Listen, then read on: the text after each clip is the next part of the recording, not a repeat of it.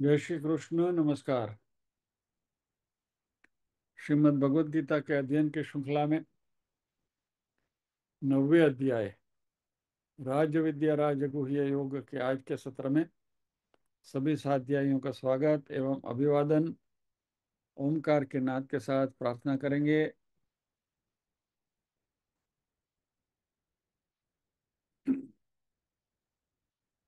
ओम।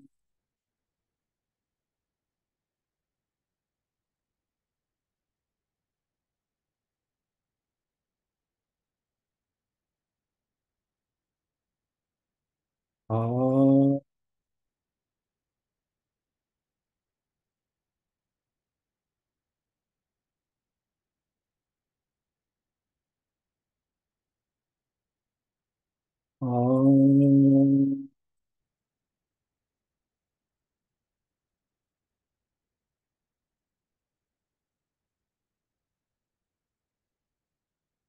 वक्रतुंड महाकाय सूर्यकोटि समप्रभ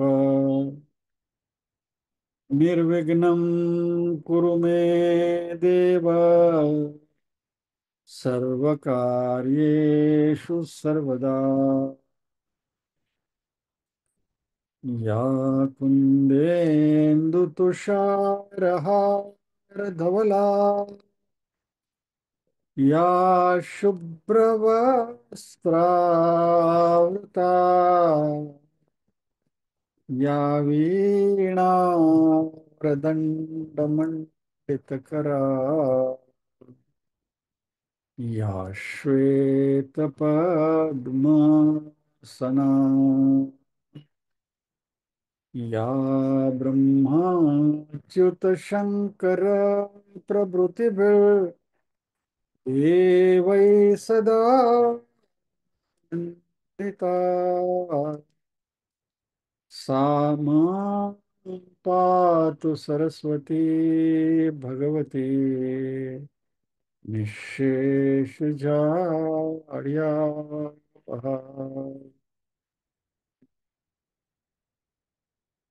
वसुदेवसुतं देवं कंसचाणूरमर्दनम् देवकी परमानन्दं कृष्णं वन्दे जगद्गुरुम्।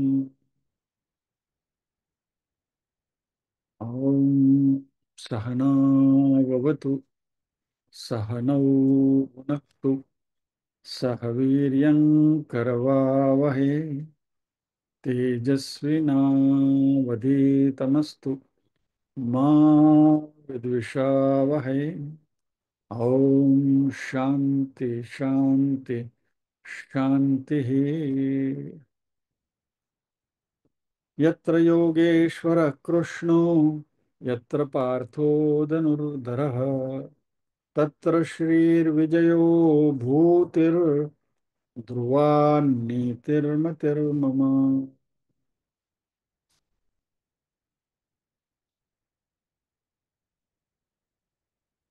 पारायण नीरुबेन और मैं दोनों 50-50 करेंगे। नीरुबेन તમે 1 થી 15 શ્લોક 16 થી 30 करो।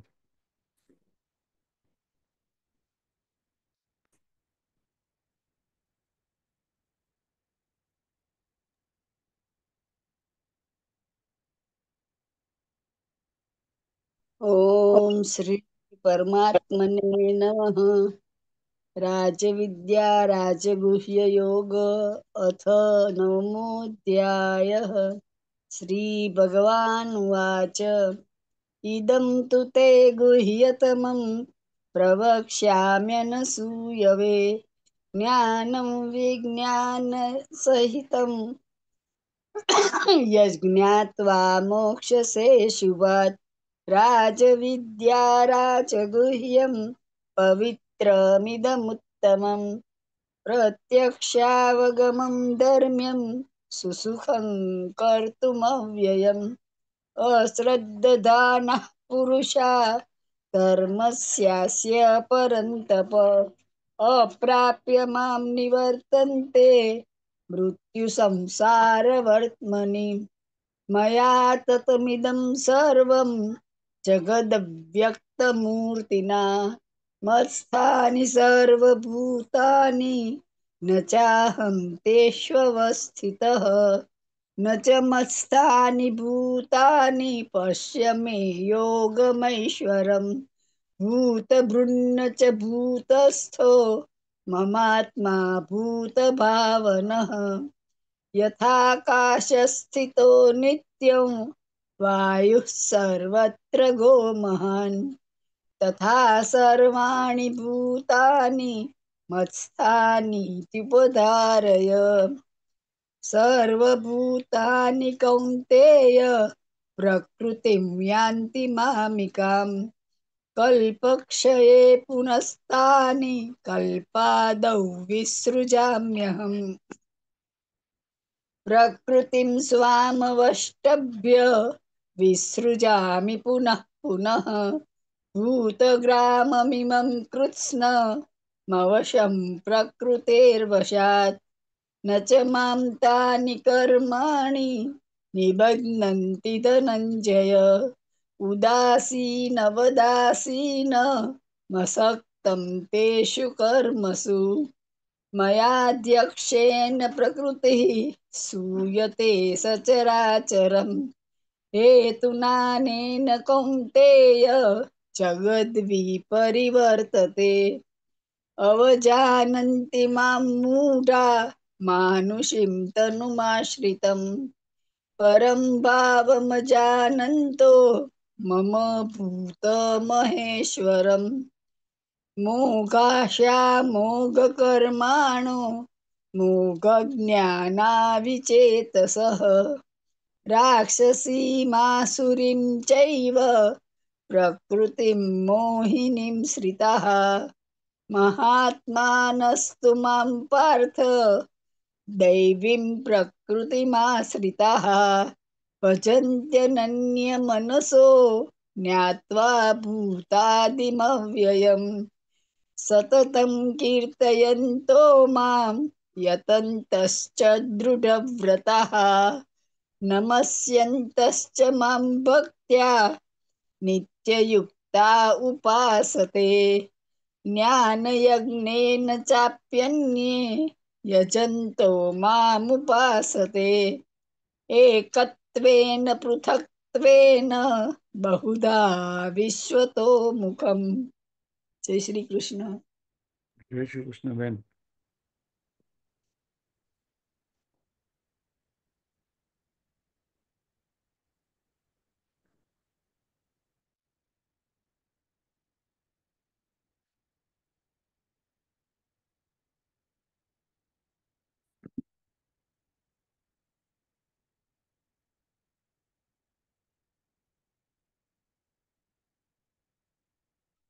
અહં ક્રતુરહં યજ્ઞ સદાહમહમૌષધમ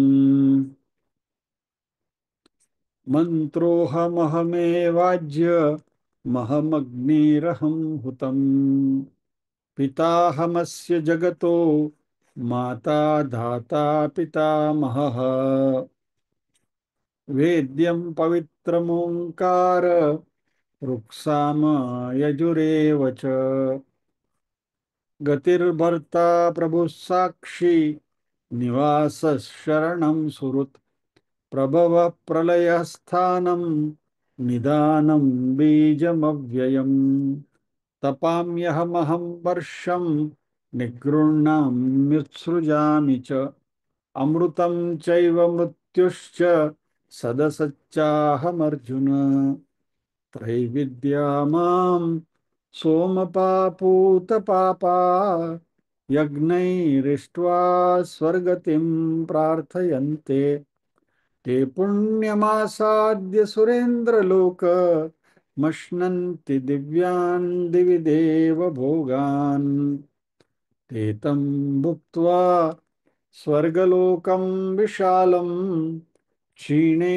पुण्ये मर्त्यलोकं विशन्ति एवं त्रयी धर्ममनुप्रपन्ना गतागतं कामकामा लभन्ते अनन्याश्चिन्तयन्तो मां ये जना पर्युपासते तेषां नित्याभियुक्तानां योगक्षेमं वहाम्यहम् येऽप्यन्यदेवता भक्ता यजन्ते श्रद्धयान्विताः तेऽपि मामेव कौन्तेय यजन्त्य विधिपूर्वकम् अहं हि सर्वयज्ञानां भोक्ता च प्रभुरेव च न तु मामभिजानन्ति तत्त्वेन तस्यवन्ति ते यान्ति देवव्रता देवान् पितॄन् यान्ति पितृव्रताः भूतानि यान्ति भूतेज्य यान्ति मद्याजिनोऽपि माम् पत्रं पुष्पं फलं तोयं यो मे भक्त्या प्रयच्छति तदहं भक्त्युपहृतम् अश्नामि प्रयतात्मनः यत्करोषि यदश्नासि यज्जुहोषि ददासि यत्तपस्यसि कौन्तेय तत्कुरुष्व मदर्पणम् शुभाशुभफलैरेवं मोक्ष्यसे कर्मबन्धनैः सन्न्यासयोगयुक्तात्मा विमुक्तो मामुपैष्यसि समोऽहं सर्वभूतेषु न मे द्वेष्योऽस्ति न प्रियः ये भजन्ति तु मां भक्त्या मयि ते तेषु चाप्यहम् अपि चेत् सुदुराचारो भजते मामनन्यभाक् साधुरेव समन्तव्य सम्यक् व्यवसितो हि सः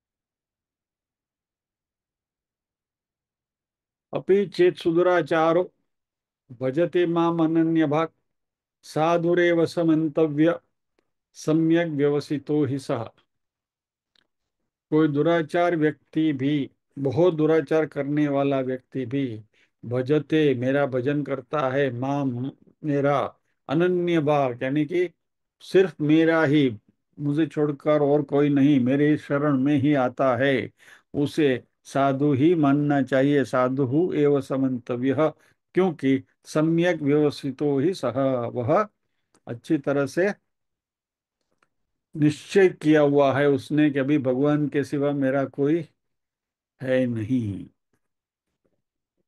इसके ऊपर हम अध्ययन कर रहे हैं।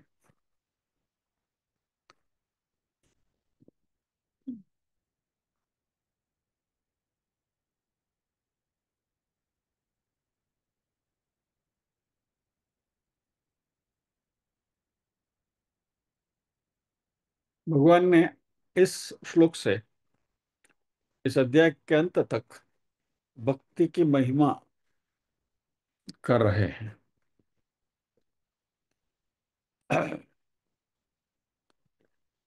इस श्लोक में भगवान कहते हैं कि भक्ति की महिमा बड़ी है क्योंकि कोई भी व्यक्ति अध्यात्म के किसी भी लेवल पे किसी भी सतह पर हो वह भक्ति करने की शुरुआत कर सकता है। और सातवें अध्याय में जैसे हमने देखा था वो आर्त भक्त भी हो सकता है अर्थार्थी भी हो सकता है जिज्ञासु भी हो सकता है और ज्ञानी भी हो सकता है। आर्त भक्त में ऐसा है कि जब भी कोई भी प्रॉब्लम होता है जीवन में तकलीफ होती है तो हम भगवान की शरण जाते हैं। ये आर्त भक्ति है क्योंकि ऐसे समय में हम मानसिक तौर से हमारी रेजिस्टेंस पावर कम हो जाती है हम वीक हो जाते हैं दुर्बल हो जाते हैं और इसलिए हमें किसी की सहारे की जरूरत पड़ती है। और सबसे अच्छा सहारा भगवान के सिवा और किसी का हो सकता है। इसलिए किसी भी तकलीफ के समय पर दूसरे किसी की भी शरण न जाते हुए परमात्मा की शरण में जाते हैं तो हमारे ऊपर जो दिल के ऊपर जो बोझ है हल्का हो जाएगा। क्योंकि भगवान है वह आर्त त्राण परायण है। जो दुखी हैं उनका उनके त्राता हैं उनको बचाने वाले हैं। यानी जो क्राइसिस में हैं उनकी मदद कैसे करना हो परमात्मा बखूबी करते हैं, यदि उनकी शरण में गए तो। फिर आप अर्थार्थी भक्ति भी हम हो सकते हैं, जिज्ञासु भक्त भी हो सकते हैं। अर्थार्थी भक्ति में तो क्या है कि हमें कुछ धन की जरूरत है तो परमात्मा की शरण जाते हैं, यानी कि भौतिक चीजों की जरूरत है तो अर्थार्थी भक्त बन जाते हैं। फिर हमें ऐसा लगता है कि अरे हमारे जीवन में ये सब तकलीफें आई, मैंने भगवान को शरण ली, तो ये भगवान है कौन? तो एक प्रकार की हमारे मन में जिज्ञासु उत्पन्न होती है, जिज्ञासा उत्पन्न होती है। और ऐसे जिज्ञासु भक्त जो है वह भी भक्ति करते हैं, अनन्य भाव से भक्ति करते हैं, क्योंकि अभी वो जानना चाहते हैं कि ऐसा कौन सा तत्व है इस जगत में जो हमें हमारे तकलीफ के समय पर मदद करता है।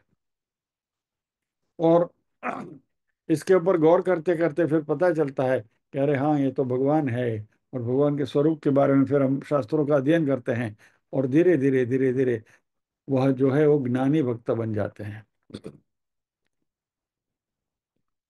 तो भगवान यहाँ कहते हैं साधुरेव समन्तव्य, जिसने भगवान की ही शरण लेना पसंद किया है उसे साधु ही कहना चाहिए। क्योंकि सबसे पहली बात तो एक्सक्यूज मी, शरणागति स्वीकार करने के लिए सबसे पहले नम्रता होनी जरूरी है, हमें नम्र बनना पड़ता है। फिर कुछ थोड़ी समझदारी की जरूरत पड़ती है। व्यक्ति कितना भी बड़ा हो, लेकिन सभी काम उसकी इच्छा के मुताबिक नहीं होता। मनुष्य काफी सक्षम हो गया है, पावरफुल हो गया। एक्सक्यूज मी, एक मिनट आप प्लीज। हाँ, तो मनुष्य कितना भी शक्तिशाली बन जाए, लेकिन उसकी एक मर्यादा होती है। और अभी अभी हमने देखा, रिसेंटली अमेरिका में कैलिफोर्निया में जो वाइल्ड फायर हुआ, इतना बड़ा सक्षम देश, उसके पास इतने सारे रिसोर्सेस, बहुत कुछ होने के बाद भी कुदरत का जब ये प्रकोप होता है तो उसमें हम बिल्कुल वामन बन जाते हैं। वामना बनी जाइए आप। तो जब भी हमें हमारी इस दयनीय स्थिति या तो हमारी मर्यादा की जब भी समझ आ जाती है, तो हमारे में एक प्रकार की नम्रता और समझदारी अपने आप आ जाती है। और फिर हमारा ये जो शाणपण है वह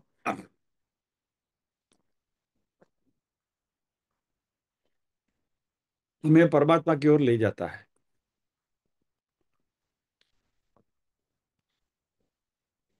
एक स्वामी जी ने बहुत अच्छा कहा है कि शाणपण इसी में है कि जब भी जरूरत पड़े तो मदद लेनी चाहिए, और मूर्खता है या तो एरोगेंस है हमारी, यदि जरूरत है फिर भी हम मदद नहीं लेते हैं।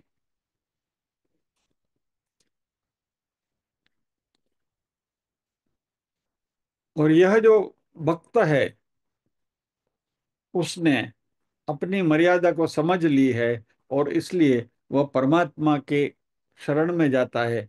फिर भले ही वो भौतिक कारण सर भी हो, नॉट नेसेसरीली कि उसको मात्र आध्यात्मिक कारण से ही परमात्मा की शरण में जाना है, किसी भौतिक कारण। इसलिए हमने कहा ना कि आर्त अर्थार्थी वगैरह जो भक्त की हमने बात करी, कि जिसमें भौतिकता का प्राधान्य है और भौतिक कारण सर भी परमात्मा की शरण में जाना है, तो जरूर जाना चाहिए, अपने अहंकार को बाजू में रखते हुए और अपनी मर्यादा को समझते हुए। इस समझदारी के साथ यदि हम परमात्मा की शरण लेते हैं, तो भगवान के साथ कहते हैं कि ऐसा व्यक्ति को भी साधु ही मानना चाहिए, क्योंकि अभी वो मेरी शरण में आया है और यही सोचता है कि परमात्मा के सिवाय मुझा मेरा कोई उद्धार करने वाला नहीं है। और इस तरीके से जब भी हम परमात्मा की शरण लेते हैं तो हमारे मन में एक प्रकार की ऊर्जा पैदा होती है।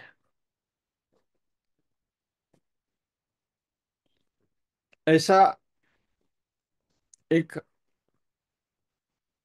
सर्वेक्षण भी हुआ है, स्टेटिस्टिकली भी माना जाता है कि जो धार्मिक व्यक्ति है उसमें भावनात्मक शक्ति, इमोशनल स्ट्रेंथ ज्यादा होती है। उसके पास मात्र ये इमोशनल स्ट्रेंथ ज्यादा होती है ऐसा नहीं, उसमें रोग प्रतिकारक शक्ति भी बढ़ती है और शारीरिक लेवल पर भी वह ज्यादा सक्षम होता है। अभी शारीरिक सक्षमता की बात तो हमें पता नहीं है, इम्यूनिटी के बारे में कुछ हद तक हम कह सकते हैं, लेकिन इमोशनल स्ट्रेंथ तो बिल्कुल बात सही है। और एक दूसरी भी एक थ्योरी है, खास करके मंदिरों में। जिस मंदिर में ज्यादा भक्तजन जाते हैं उस मंदिर की महिमा बढ़ती है, और क्योंकि उसकी महिमा बढ़ती है इसलिए और लोग ज्यादा जाते हैं, एंड इट कीप्स ऑन। तो तिरुपति बालाजी के केस में कहा जाता है क्योंकि वहां इतने सारे लोग जाते हैं कि वो जो मूर्ति है, वो मूर्ति की ऊर्जा लोगों के दर्शन करने के आने से बढ़ती है। वैसा ही अभी अयोध्या राम मंदिर का भी कहा जा रहा है, more people go for the darshan of the murti. उस मूर्ति की ऊर्जा भी बढ़ती है और वो हमें इन टर्न, उससे हमें आत्मविश्वास मिलता है कि नहीं, भगवान हमारे साथ है।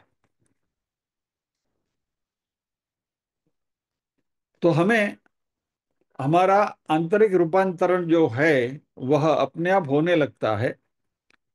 और जैसे ही हमारा आंतरिक रूपांतरण होने लगता है और हमारी आंतरिक शक्ति बढ़ती है तो मेरी भक्ति बढ़ती है। क्या हुआ, पहले हमने भक्ति करी, भक्ति करने की वजह से हमारी आंतरिक शक्ति बढ़ी, संसार के झंझावात से मुकाबला करने की हमारी ताकत बढ़ी, हम और ज्यादा ताकतवर बनकर इस संसार में डटे खड़े रहते हैं। और इसमें हमें क्योंकि हमारे परमात्मा की कृपा दिखती है, इसलिए परमात्मा के प्रति हमारी श्रद्धा और भक्ति में और बढ़ोतरी होती है। और ये एक साइक्लिक प्रोसेस है, और ये विशियस साइकिल नहीं है, ये ऑस्पिशियस साइकिल है। क्या, नॉर्मली साइकिल को विशियस साइकिल हम कहते हैं, लेकिन ये विशियस साइकिल नहीं है, ये ऑस्पिशियस साइकिल है। ज्यादा भक्ति, ज्यादा शक्ति, ज्यादा शक्ति और भक्ति, और भक्ति और शक्ति, and like that it goes on and on and on and on. और फिर बाद में क्या होता है, भक्ति एक व्यसन बन के रह जाता है, या एक सात्विक व्यसन, addiction, but healthy addiction, spiritual addiction. पहले भी हमारे में व्यसन थे, किसी को चाय पीने का, किसी को बीड़ी पीने का, किसी को सिगरेट पीने का, तंबाकू खाने का, दारू पीने का, वगैरह वगैरह, बहुत सारे व्यसन होते हैं। लेकिन अभी क्योंकि हम परमात्मा की शरण में गए हैं, इसलिए हमें भक्ति का व्यसन होता है। और भक्ति के व्यसन के सामने ये बाकी जो व्यसन जो हैं वो एकदम क्षुल्लक दिखते हैं, इंफीरियर दिखते हैं।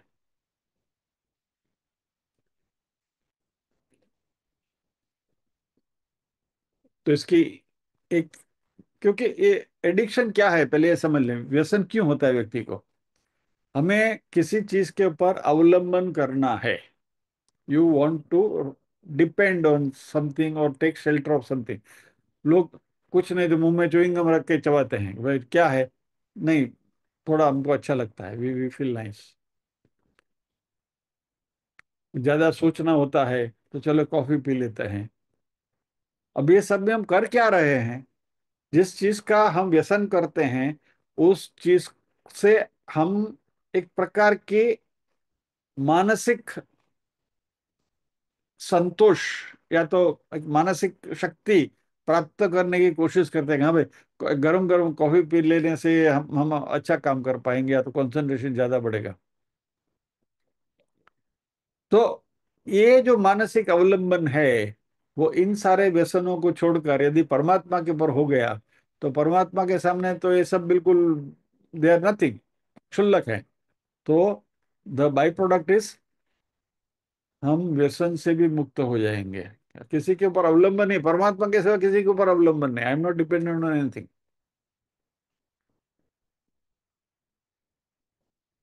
और कृष्ण कहते हैं कि इस तरीके से जो मेरी शरण में आता है उसको तो साधु ही मानना चाहिए, साधु एव समन्तव्य।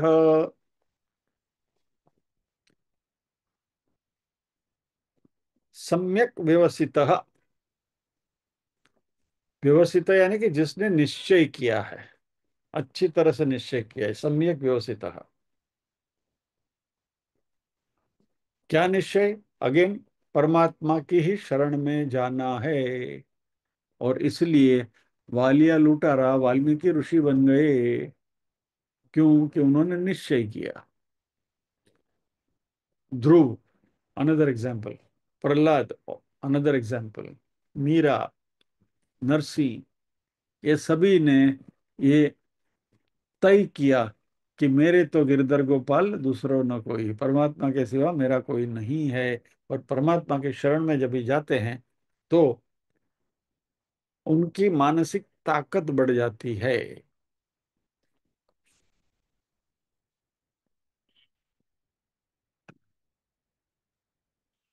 अभी जिस व्यक्ति में परमात्मा के सिवा और किसी के ऊपर अवलंबन नहीं करना है, इसका निश्चय सुदृढ़ हो गया, उसकी कंडक्ट या तो उसके चाल चलन के बारे में कौन क्या कह सकता है? Can it be questionable? उसके ऊपर कोई प्रश्न चिन्ह आप लगा सकते हो। इसलिए श्लोक में भगवान ने अपिचेत कहा है। यदि, यानी एक प्रकार का सपोजिशन, हमने इसे मानना कि यदि ऐसा कुछ है तो, जब जिसने ईश्वर को समझ लिया है और आत्म तत्व को भी जान लिया है, उसकी जो चलन चाल चलन है उसके ऊपर हम क्या जजमेंट पास करेंगे? क्योंकि उसका अपना अहंकार तो है नहीं। लेकिन ऐसे व्यक्ति में भी कभी कभी पाया जाता है कि आदत से मजबूर होकर उनमें कुछ ऐसे वर्तन दिखाई देते हैं और हमें वह प्रश्नजनक या तो क्वेश्चनेबल लगते हैं। महाभारत में इसके बारे में एक छोटी सी कहानी है। एक ब्राह्मण एक पेड़ के नीचे बैठकर भक्ति कर रहा था और रोज वहां बैठकर ध्यान करता था और तप कर रहा था भगवान को प्रसन्न करने के लिए। और ये करते करते करते करते उसमें कुछ शक्ति आ गई, ओकल्ट पावर जो हम कहते हैं ना। और उसके बारे में उसको पता भी नहीं था। एक बार वो वहां बैठा था, अपनी भक्ति कर रहा था, और पेड़ के ऊपर आकर एक बगुला आकर बैठा, और बगुला ने अपना वो ड्रॉपिंग किया, तो उसके ऊपर विष्ठा उसके ऊपर पड़ी बगुले की। तो ब्राह्मण ने देखा और वो क्रोधित हो गया। तो उसने क्रोधित आंखों से उस बगुले के ऊपर बगुले के सामने देखा, और इंस्टेंटली उसी क्षण बगुला जल के खाक हो गया। तभी ब्राह्मण को अपनी शक्ति के बारे में, अरे आई हैव दिस पावर, मेरे पास तो किसी को भी जलाने की तो शक्ति है। तो अभी तक वो भिक्षा मांग के ही अपना निर्वाह चला जाता, अभी भी भिक्षा मांगने के लिए गया, लेकिन अभी तक वो नम्र साधु था। क्योंकि अभी उसके पास ये शक्ति आ गई तो उसमें अहंकार आया। और वो एक घर पे भिक्षा मांगने के लिए गया। तो घर की जो गृहिणी थी उसने उसको काफी समय तक बाहर खड़ा रखा भिक्षा देने से पहले। और जब भी वो भिक्षा देने के लिए आई तो ये ब्राह्मण भाई थोड़ा गुस्सा हो गए और पूछा कि इतनी देरी क्यों हो गई। तो वो महिला ने कहा कि भाई मैं मेरी घर गृहस्थी में थी और मेरा मेरा जो घर का काम था वो कर रही थी, तो उसमें थोड़ी उलझ गई, तो आने में थोड़ी देरी हो गई। क्या? और वो मेरा जो घर का काम था वो मेरे लिए ज्यादा महत्व का था, क्योंकि वो मुझे फिनिश करना था, वो पूरा करके फिर मैं आपको भिक्षा देने के लिए आ ही रही थी। तो ब्राह्मण ने कहा, तुमको मालूम है मैं कौन हूं? किससे तुम बात कर रही हो, पता है? तो वो महिला थी, उसने कहा कि हाँ मुझे मालूम है, लेकिन मैं बगुला नहीं हूं।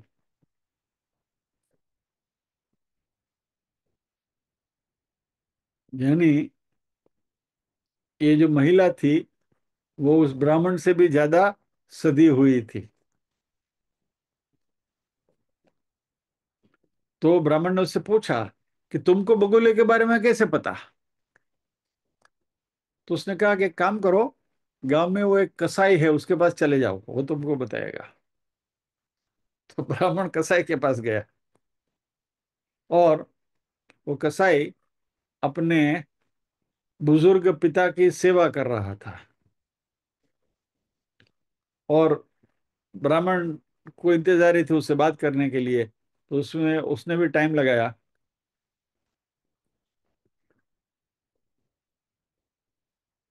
तो वापस यही कहानी, कसाई को उसने कहा कि क्या तुम इतना टाइम लगा दिया, तुमको मालूम है किससे बात कर रहे हो? तो कसाई ने कहा कि वो गृहस्थी बहन ने आपको भेजा है यहाँ। ये ब्राह्मण तो बेचारा अपनी शक्ति का जो अहंकार था वो वहीं का वहीं पिघल गया। यानी कहने का मतलब ये है कि इस भक्ति के मार्ग में, अध्यात्म के मार्ग में कौन किस लेवल पर है उसका जजमेंट करना मुश्किल है। इसलिए नेवर जज a people as far as a person spiritual level is concerned. या तो भक्ति के किस कक्षा पर व्यक्ति है उसका कोई मापदंड नहीं है और कोई उसका बैरोमीटर नहीं है।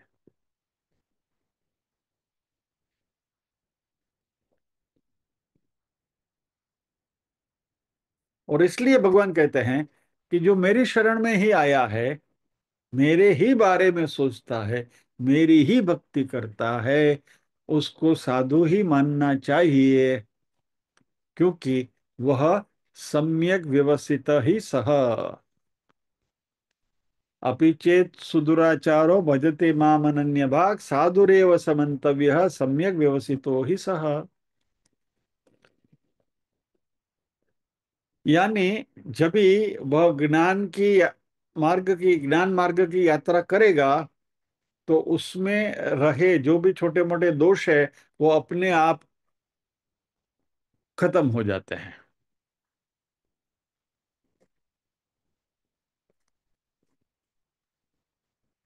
अभी उसमें उसकी क्या कहें, उसकी बैड कंडक्ट, बदचलन उसका ज्यादातर दो चीजों से आता है। या तो आदत से, या तो गुनाहित माइंडसेट से, यानी क्रिमिनल माइंड या तो हैबिचुअल माइंड। ये दोनों चीजें मानव शास्त्र की दृष्टि से देखें तो ये असलामती की भावना से आता है। व्हेन आई फील इनसिक्योर, तो I take recourse to some bad habits, कि जिसके ऊपर पहले जैसे हमने डिस्कस किया उसके ऊपर हम अवलंबन लेना चाहते हैं, दारू पीना शुरू कर दिया, ये असलामती के भाव से, ये साइकोलॉजिकल एनालिसिस है। अभी इसके बारे में अभी हम लंबी चर्चा नहीं करेंगे। और कोई व्यक्ति क्राइम भी क्यों करता है, वो भी इसी असलामती की भावना से। तो वो अपने आप को इतना असलामत महसूस करता है कि उसकी पर्सनालिटी, व्यक्तित्व ही लड़ाकू बन जाता है, ये वडकणो થઈ જાય।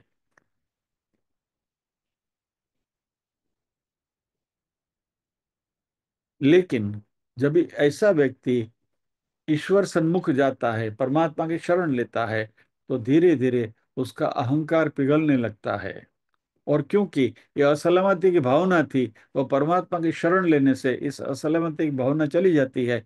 और इसलिए उसमें ये जो आदतें, बुरी आदतें हैं, वो अपने आप निकल जाती हैं।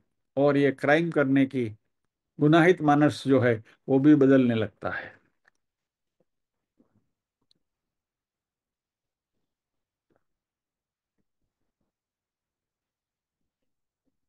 एक बहुत अच्छा उदाहरण है इसके बारे में।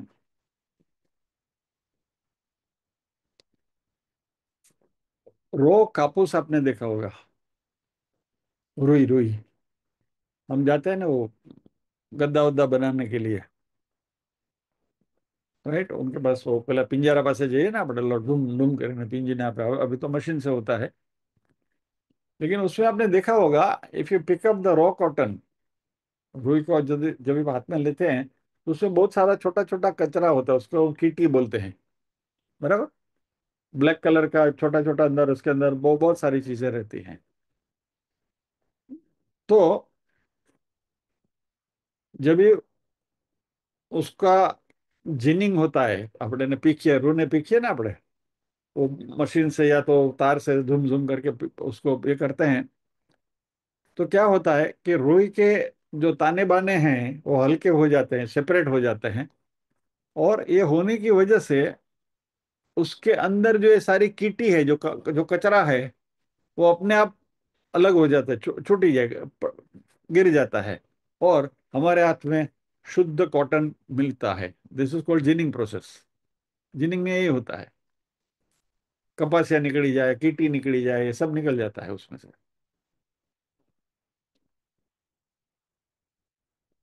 ऐसे ही जब भी परमात्मा की शरण में जाते हैं और हमारा अहंकार, આપણો अहंकार जયારે पीखाई जाए ने, when it gets diluted, तो हमारे अंदर ये सारे आ બધા कपासिया જેવા ગાંઠા હોય अथवा तो ये कीटी जैसा दुर्गुण है, ये सब जो है वो अपने आप अलग हो जाते हैं। और इसलिए ऐसा व्यक्ति को साधुरेव सह मंतव्य, ऐसा व्यक्ति को साधु ही मानना चाहिए।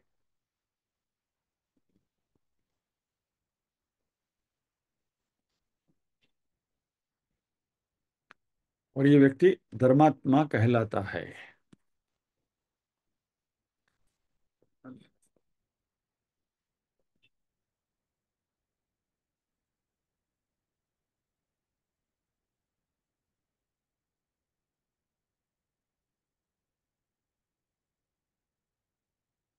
परमात्मा के ऊपर विश्वास करने से पहले ऐसा व्यक्ति, जो दुराचारी व्यक्ति है, वह परमेश्वर की सत्ता को नहीं मानता, अपने आप को कुछ बड़ा समझता है। और जीवन में कभी ठोकर खाता है और उसके अहंकार को जब भी चोट लगती है, तभी वह परमात्मा की शरण में जाता है, पश्चाताप होता है, जीवन की दिशा बदलती है और उसका जीवन भी बदल जाता है।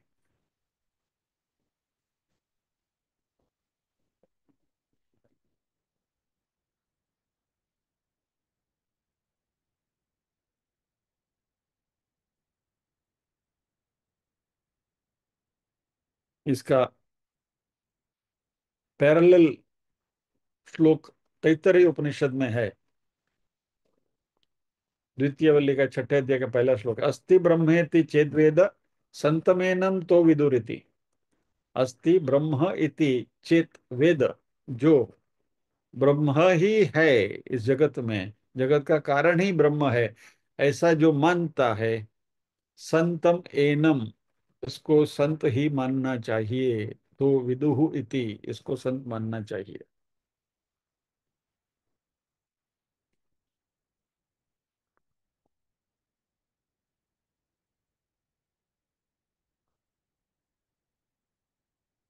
और ऐसे दृढ़ निश्चयी सुदुराचारी व्यक्ति जब भी परमात्मा की शरण में आता है तो उसको क्या फल मिलता है, इसकी बात हम अगले शनिवार को अगले श्लोक में करेंगे। लेकिन आज हमारा सत्र को विराम देने से पहले आदेश का पालन करना पड़ेगा। आदेश देने वाले मॉनिटर से प्रकट हो जाए तो अच्छा है। थया थया ले, अच्छे थे, गाड़ी में बैठे हैं। एनीवे, मॉनिटर साहब का आदेश आया है कि आज महा शुक्ल पक्ष की चतुर्दशी है, तो विनायक चतुर्थी है, गणेश चतुर्थी है, तो ये माघी चतुर्थी के बारे में कुछ बताइए। दो चतुर्थी आती है, बराबर है, महा महीने की और भाद्रपद की, गणेश उत्सव की। तो इसमें और उसमें फर्क क्या है? बस खाली उतना फर्क ही जानना है, बाकी कुछ इसमें है नहीं। और बाकी सब पुराणों की बातों में आपको जानना है तो बहुत सारी कहानियां हैं, पुराणों में जाकर पढ़ लीजिए। Purana, as we have been talking, they are all fictions. Of course सात्विक फिक्शन है कि जिसके अंदर हमारे अ, तत्वज्ञान को बहुत अच्छी तरह से उन सब कहानियों में बुन लिया गया है। तो पुराणों में आपको बहुत सारी कहानियां मिलेंगी।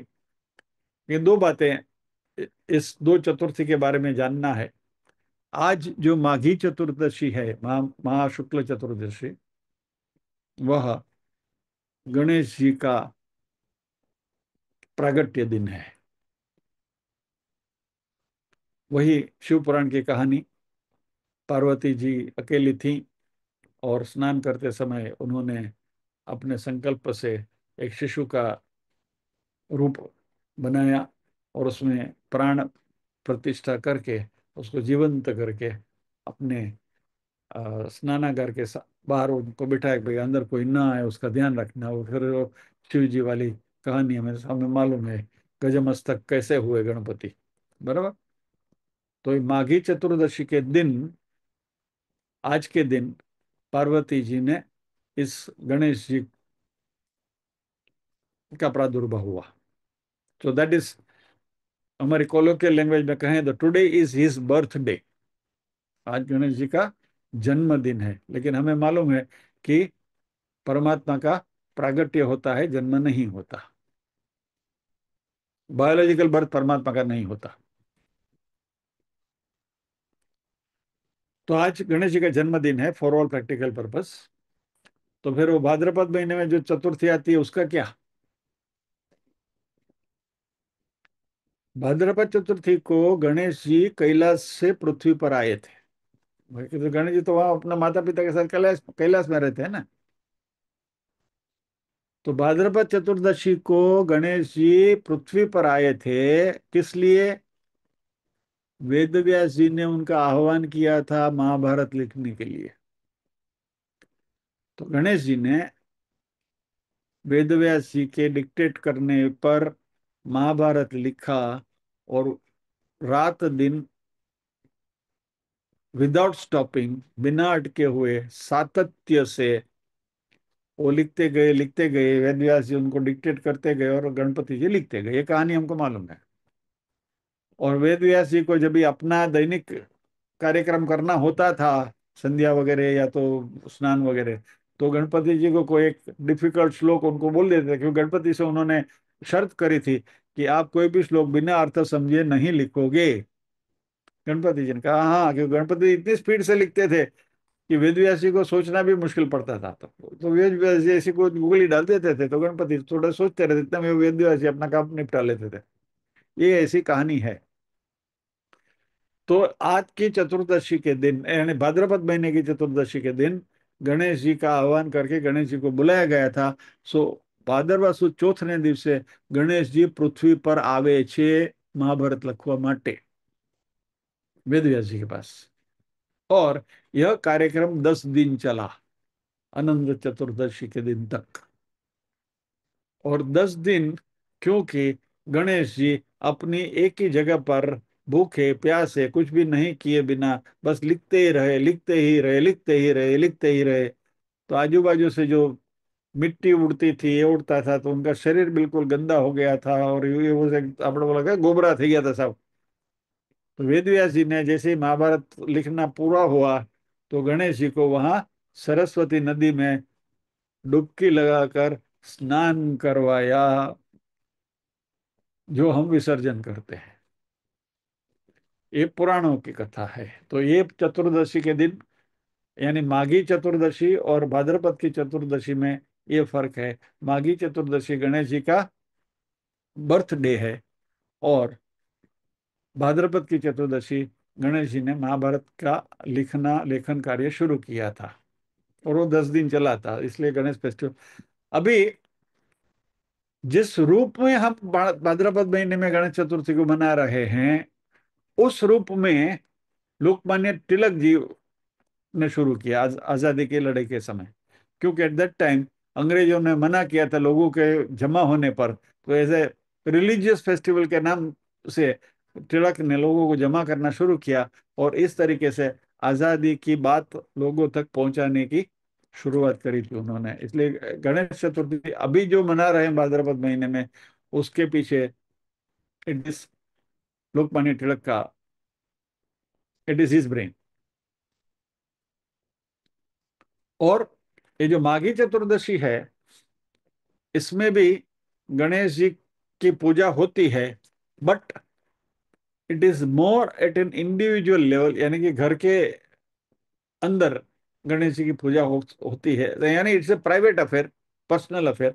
और भाद्रपद में जो पूजा होती है वो सार्वजनिक होता है, क्योंकि अभी उसको सार्वजनिक रूप दे दिया गया है लोकमान्य तिलक के द्वारा। So that is all about. बाकी कहानियां और भी हैं, पुराणों पुराण पढ़ेंगे तो आपको और भी कहानियां मिलेंगी। एक एक कहानी कुछ ऐसी भी है कि अपने बड़े भाई कार्तिक स्वामी को मिलने के लिए गणेश जी आए थे पृथ्वी पर, और 10 दिन यहाँ रुके थे। और तो इसलिए वो 10 दिन का इंटरवल है। ऐसी भी एक कहानी मैंने कहीं पढ़ी। बट दीज आर ऑल, जैसे हम कहते हैं ना कि फिक्शंस, यानी पुराण में है ये सब। तो शिव पुराण और गणेश पुराण आप पढ़ेंगे तो उसमें से आपको बहुत सारी ऐसी कहानियां मिलेंगी। बट बेसिकली प्रिंसिपली आज का दिन गणेश जी का बर्थडे है, और भाद्रपद की चतुर्दशी है। उस दिन गणेश जी ने महाभारत लिखना शुरू किया था। सो आदेश का पालन हो गया। आज के सत्र को विराम देते हैं और प्रार्थना करते हैं।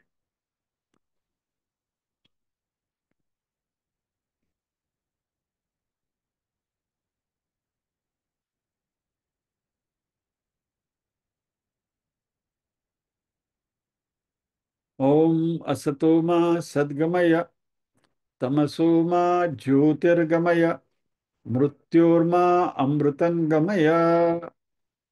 सर्वेषां स्वस्तिर्भवतु, सर्वेषां शान्तिर्भवतु, सर्वेषां मङ्गलं भवतु, सर्वेषां पूर्णं भवतु। लोका समस्ताः सुखिनो भवन्तु, लोका समस्ताः सुखिनो भवन्तु। नाहं कर्ता हरिः कर्ता, हरिः कर्ता हि केवलम्। ओम शांति शांति शांति ही। सभी के हृदय कमल में विराजमान परम कृपालु परमात्मा को वंदन करते हुए आज के सत्र को विराम देते हैं।